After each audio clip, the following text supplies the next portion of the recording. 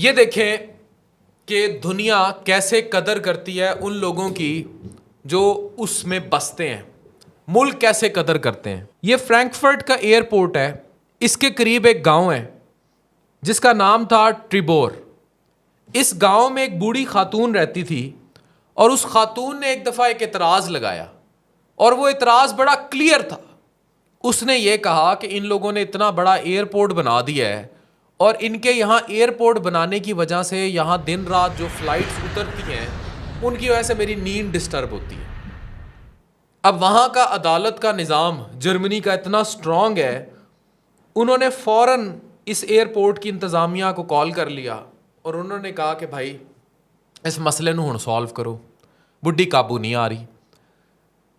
अब इंतज़ामिया को लाले पड़ गए। उन्हें जर्मनी के कानून का भी पता था, उन्हें जर्मन शहरियों की इज्जत का भी पता था। वो पाकिस्तानी शहरियों की तरह नहीं है कि लिया डाला चल भाई पाला थले, ये सीन नहीं था। उन्होंने पता था कि कानून तो टांग देगा।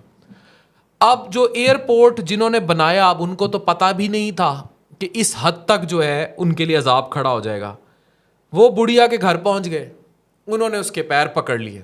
उन्होंने कहा कि भाई आपको जो मुआवजा चाहिए आप ले लें, आपको हम नया घर दुनिया में जिस जगह पे आप कहती हैं हम आपको बेहतरीन घर बना देते हैं। जर्मनी के जिस शहर में जिस जगह पे जैसा बेंगलो चाहती हैं हम आपको बना देते हैं, इस गांव की जगह। आपको जो बदले में पैसा चाहिए, आप इधर ही रहना चाहती हैं, हम आपको जितना पैसा चाहिए हम आपको दे देते हैं, लेकिन आप किसी तरीके कोर्ट पर से ये एतराज़ उठा लें और हमारी फ़्लाइट्स को इजाज़त दे दें और हमें तंग ना, हमारे एयरपोर्ट पर कोई पाबंदी ना लगे।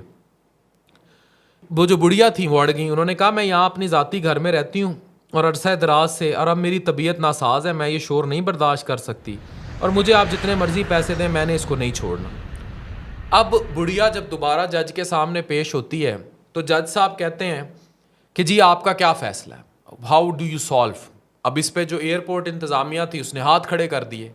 उन्होंने कहा कि भाई इनसे पूछ लें क्या चाहती हैं, हम तो इन्हें हर तरह से ऑफ़र कर चुके हैं कि हम इनका पूरा गांव आबाद करवा देते हैं, हम इनका घर मूव कर देते हैं, इन्हें कोई मुआवजा चाहिए हम वो दे देते हैं, लेकिन अब जाहिर है अब एयरपोर्ट बन गया, इतना बड़ा एयरपोर्ट है, हम इस एयरपोर्ट को तो नहीं उठा के कहीं ले जा सकते।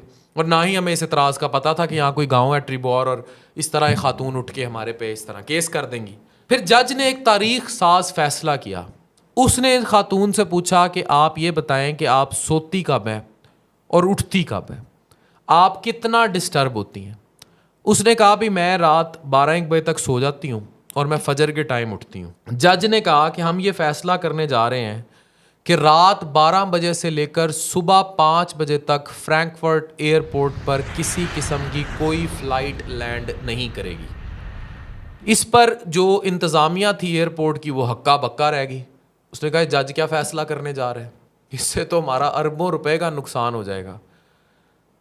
खातून ने कहा कि मुझे फ़ैसला मंजूर है कि ठीक है इन 5 घंटों में जब मैं सो रही होती हूँ कोई फ़्लाइट यहाँ नहीं उतरेगी। और आप देखें इज़्ज़त का मकाम कि जर्मनी के जज ने वो फ़ैसला किया और एयरपोर्ट इंतज़ामिया चीखती रह गई और जज ने कहा कि ये आपके टैक्स पेयर्स का पैसा है जिससे ये एयरपोर्ट बना है, ये बुढ़िया आपको टैक्स देती है जिससे आपने एयरपोर्ट बनाया है, और अगर वो टैक्स पेयर मुतमईन नहीं है इस एयरपोर्ट के यहाँ बनने से और उसकी नींद में खलल आता है तो यहाँ का अदालती निज़ाम ये कहता है कि आप उस टैक्स पेयर को सेटिस्फाई करें। अब वो टैक्स पेयर अगर ऐसे सेटिस्फाई होता है कि 5 घंटे आप हर हालत में यहाँ फ़्लाइट नहीं उतारेंगे और वो सो रही होंगी तो आप नहीं उतारेंगे, और ये फ़ैसला हो गया। अब आप ये रिपोर्ट पढ़ें कि बैन ऑन फ्रैंकफर्ट फ़्लाइट्स 4/4/12 की रिपोर्ट है। A dead off-night ban on flights at Frankfurt Airport has been confirmed by Germany's top administrative court, validating neighbors' house complaints while frustrating airlines, especially those airlifting freight. ये जो मैंने आपको सारा सुनाया है इसकी रिसर्च ये आखिर में मैं आपके सामने रख रहा हूँ कि इसे तारीख ने भी कंफर्म किया। अब मौजूदा हालात में फ्रैंकफर्ट में क्या हो रहा है डजंट नो, पर अदालत में ये तारीख साज फैसला उस बुढ़िया के केस के बाद महफूज है ट्रिबोर की गांव की बुढ़िया का। वो एक टैक्स पेयर थी। यहाँ टैक्स पेयर पाकिस्तान में जो सो कॉल्ड टैक्स पेयर है पहली बात ये डिफाइन होनी चाहिए कि हमारे यहाँ टैक्स पेयर है कि नहीं, वो भी सवालिया निशान। फिर अब बिजली पे जो हड़ताल होने जा रही है, ये कहाँ का इंसाफ है कि जो बिजली का बिल देते हैं उन पे उस बिजली का बिल डाल दो जो चोरी की जा रही है। यानी चोर पैसा नहीं दे रहा, खा रहा है, एक्स्ट्रा बिजली ले रहा है, फ्री ले रहा है, उसका पैसा उस पर डाल दो जो बिजली का बिल दे रहा है। यहां टैक्स पेयर की ये कदर है तो फिर टैक्स कोई क्यों दे, कोई बिजली का बिल क्यों भरे? अगर आप ऐसे तारीख साज फैसले लिखेंगे जो ट्रिबोर में किया गया, जो उस जर्मनी की खातून के साथ जर्मन कोर्ट ने फैसला किया और उसे रिलीफ दिया, आप देखें लोग आपको टैक्स कैसे नहीं देते। आज मैं आपको इस सवाल का जवाब देता हूं कि पाकिस्तान में लोग टैक्स चोर क्यों हैं। एक इखलाकी तालीम नहीं है और दूसरा ट्रिबोर जैसा कोई फैसला हुआ ही नहीं आज तक। टैक्स पेयर को इज्जत मिली ही नहीं। एक बंदे नू पता है कि उदा अब्बा बीमार हो गया तो वह खंग के सरकारी अस्पताल जाएगा भी तो दवाई नहीं मिलनी, जलील होएगा, मरेगा एंबूलेंस विच, एंबूलेंस भी अपने पैसों की करा के जानी पएगी, प्राइवेट इलाज हो गया तो हो गया। फिर वो इन सरकारी अस्पतालों को चलाने के लिए टैक्स देते हुए हिचकिचाएगा। अगर एक बंदे को पता है कि उसने बिजली का बिल दिया है, सारा कुछ है, सड़कों का टैक्स दिया है, लेकिन वहीं उसका बच्चा किसी टूटी सड़क में ट्राले के नीचे आएगा तो वो टैक्स देते हुए हिचकिचाएगा। अगर किसी को ये पता हो कि वो डैम्स के फंड्स के लिए इतना इतना पैसा दे रहा है, सारा कुछ कर रहा है और डैम नहीं बन रहे, सैलाब आ रहे हैं, तो वो कहीं भी ट्रस्ट करते हुए हिचकिचाएगा। कभी आपने सोचा कि क्या वजह है कि इस मुल्क में लोग टैक्स देने की बजाय अरबों रुपए की ज़कात फितराना दे देते हैं? ये सैलानी ट्रस्ट है, जेडीसी है, इंडस नेटवर्क है, दुनिया जहान के और नेटवर्क्स हैं, शौकत खानम है, या मैं आज अफान कैसर चैरिटी मांगने बैठ जाऊं, मैं आपको करोड़ों रुपया इकट्ठा करके दिखा दूंगा और मैं दिखा दूंगा।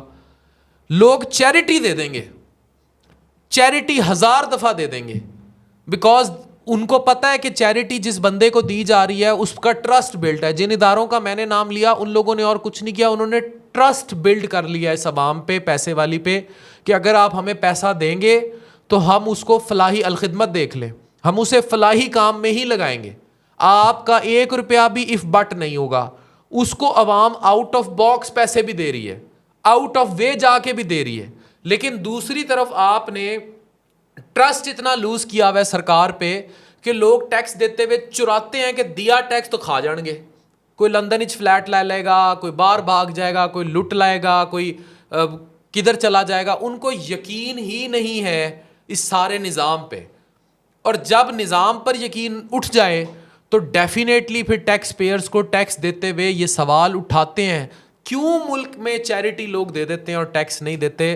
क्योंकि यहाँ कोई ऐसी बुढ़िया पैदा नहीं हुई, कोई ऐसा ट्रिबोर का गांव पैदा नहीं हुआ, कोई ऐसा जज पैदा नहीं हुआ जो जर्मनी के इस फ्रैंकफर्ट जैसा फैसला दे दे कि भाई नहीं कर सकते आप, टैक्स पेयर्स का पैसा है, वो बुढ़िया कह रही है मैंने सोना है तो मैंने सोना है।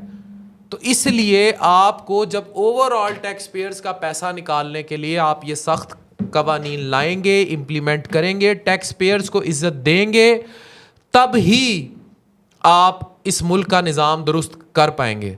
अदरवाइज इट्स वेरी डिफ़िकल्ट कि आप सिस्टम को ठीक कर पाएँ। यही वजह है कि डॉलर अब 400 पे जा रहा है, पेट्रोल 400 रुपये लीटर पे जा रहा है, महंगाई, तबाही, अफरा तफरी, नफसा नफसी, because people have no trust in this system. And when you lose trust in any system, you lose ultimately one thing, the system. Dr. Afan Kaisar signing off.